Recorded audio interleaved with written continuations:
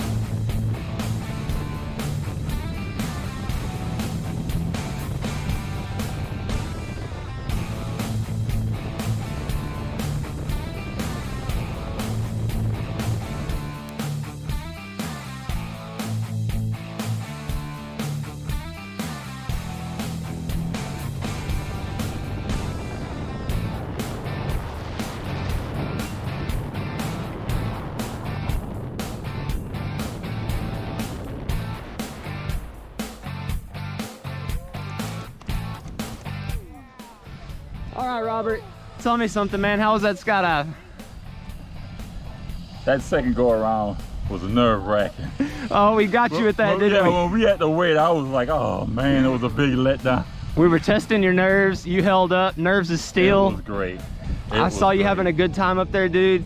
Thank you for coming out. You're always welcome back, okay? Thank you. Thank you.